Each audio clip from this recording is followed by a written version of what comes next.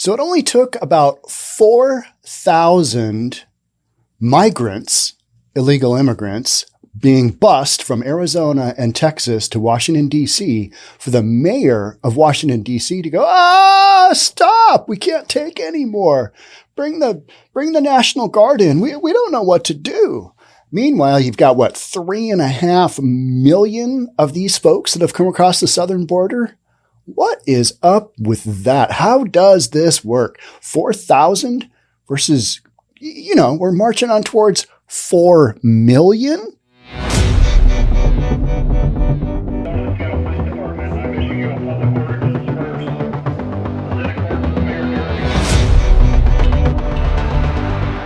It's wild, isn't it? That's what we're talking about today. Let's get into it. DC Mayor Muriel Bowser requests National Guard. I've got to bring in the National Guard. It's funny when they need the National Guard, but National Guard actually, when Trump was in office, hey, might send the National Guard in to help things out in Portland. Don't do that. Remember that? Crazy. National Guard help after busloads of migrants caused a crisis. They've got a crisis of 4,000 people. Yeah, absolutely. It's nonsensical. I know there's a bunch of you out there because you've let me know that my viewpoint on Donald Trump's build the wall, he should have just built it. We should be maintaining it. And my comments on that part are that pretty tough to have that wall go up the whole way, pretty tough to maintain it. You got to have a national border. No issues there. It's just that specifically building that wall was problematic. There were some real issues there. So Washington, D.C. Mayor Muriel Bowser has requested the National Guard step in to help the handle the arrival of thousands of migrants. Now, if they're not coming through legally, are they migrants? No, they're illegal immigrants, right? We've got a process for these folks. It's not happening. We're just, it's okay. Come on in. No COVID test needed. Thousands of migrants from the U.S.-Mexico border saying the nation's capital has reached a tipping point after 4,000 of them come by bus. In a July 19th request to Assistant Defense Secretary Lloyd Austin, Bowser reported that over 4,000 individuals arriving on nearly 200 buses. I think it's great. I honestly do. I think this is great. It's like, hey, you're going to stick us? We're going to put them on a bus and we're going to send them to you. Good luck with that. So we get nearly 200 buses have come to DC since April when Texas Governor Greg Abbott and Arizona Governor Doug Ducey pledged to put migrants on charter buses to protest the Biden administration's immigration policies. Do they even have a policy? Does the current administration have any policies anywhere that are being enforced? It doesn't really feel that way, does it? Remember when Kamala Harris was anointed at the border czar and she just didn't do anything. And when somebody asked her, hey, are you going to go there? Have you been to the border? And she was like, no, but I haven't been to Europe either. Our collective response and service efforts have now become overwhelmed, Bowser wrote. Kind of like those states along the southern border. Kind of just like that.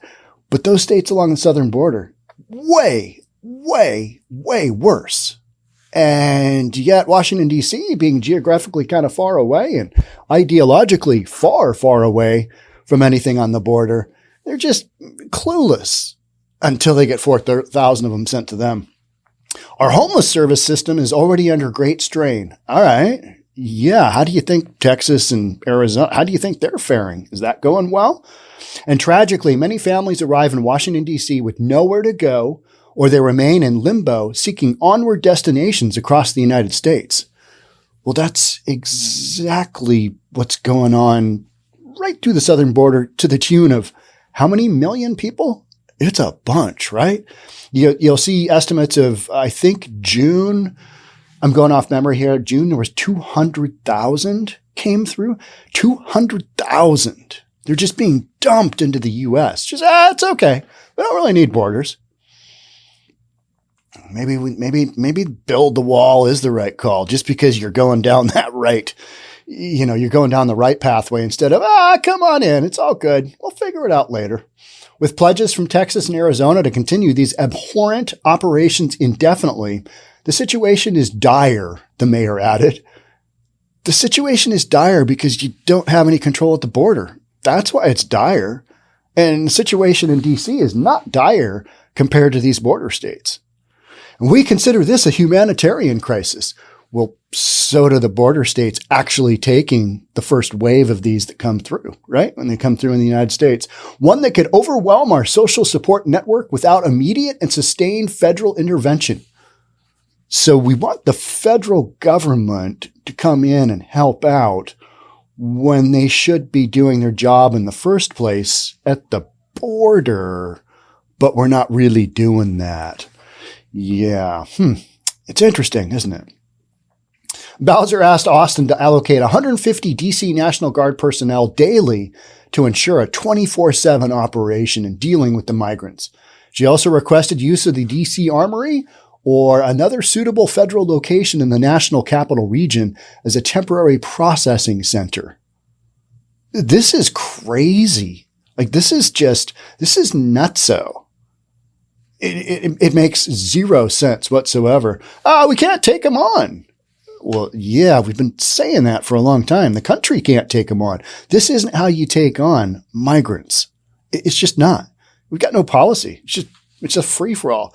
These functions are not dissimilar to the use of military personnel and facilities for other humanitarian missions, including assisting Afghan refugees. Yeah, but we're just letting them in willy-nilly, and there's no rule, rhyme, or reason here, right? 3 days later, Bowser turned her attention to the White House, writing Homeland Security Advisor Elizabeth Sherwood Randall and Intergovernmental Affairs Director Julie Chavez Rodriguez to ask them to support her request. The 𝐑𝐞𝐚𝐬𝐥 was instrumental in our public health emergency and can be even more impactful in addressing the needs of asylum seekers.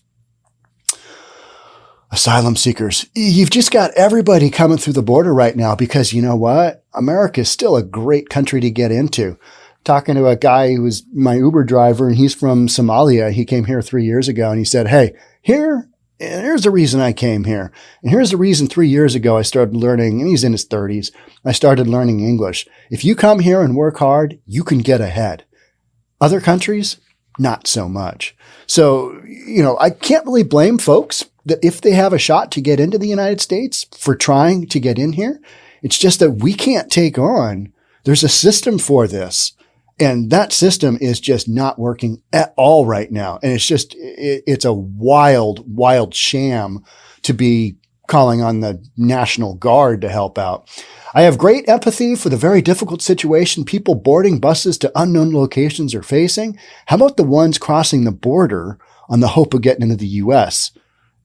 Not an easy border crossing at times, right? We've kind of made it just wide open.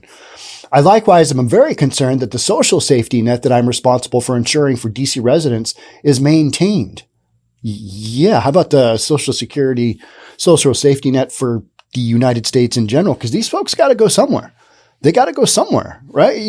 They're going into a state somewhere in the United States. So somebody is taking them on. And their social safety net is probably already taxed as well. So, yeah, what's the answer here? You got to secure that border. It's wildly out of control. I know the president shares my empathy, and I look forward to working with the administration to secure the 𝐑𝐞𝐚𝐬𝐥 and a federal facility to process migrants as they seek asylum and a better life in the United States of America, free of uncertainty and fear. There has to be a process for that. We used to try and secure the border. Now we don't. And this is what you get. This is what you get. It's crazy, right? Bowser has received no response to either of her requests. White House Press Secretary Karine Jean-Pierre, she's a genius, referred questions about Bowser's inquiry to the Defense Department and said the migrants were being used by the Republican governors. No, they're just basically saying, hey, we're tapped out and this isn't the way this works. You take them.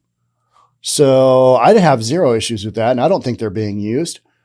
They got to go somewhere. Might as well be DC. That's where the policy is coming out of for, their existence here in the United States illegally. There's a process in place for managing migrants, Jean-Pierre said. Yeah. This is not what they're doing currently. That includes expelling migrants as required by court order under Title 42, transferring them to ICE custody, or placing them in the care of local NGOs. Using migrants as a political pawn is just wrong. Well, some might say that allowing illegal immigrants to come into the country in an open border is just wrong. I would be one of those people. The first busload of migrants arrived in Washington on April 13th, days after Abbott ordered the Texas Division of Emergency Management to begin the transports. All the migrants who've arrived in Washington have gone there voluntarily, since they are permitted to travel with the U.S. after having been processed by the Customs and Border Protection. Typically, when migrants are released from federal custody after crossing the border and evading expulsion, they are given paperwork allowing them to stay in the U.S. as well as an order to appear in an immigration court to appeal for asylum.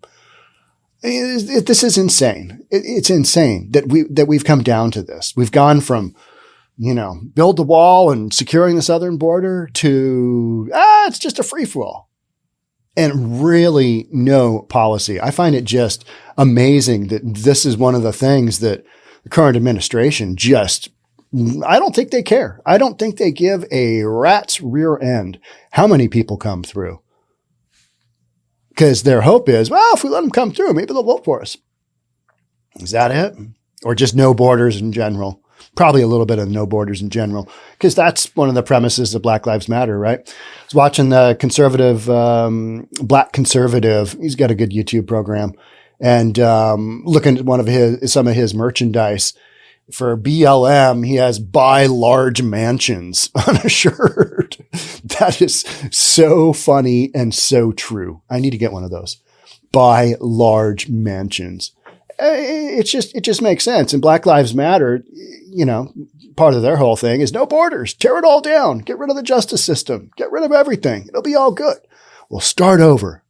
Well, we did a scooch of the defunding of the police, and how'd that work out? Not great. Now we've got the border just wide open. And how's this working out? Well, DC literally cries uncle at 4,000 people coming through. 4,000 versus millions. It's wild that this is going on. But is this shocking?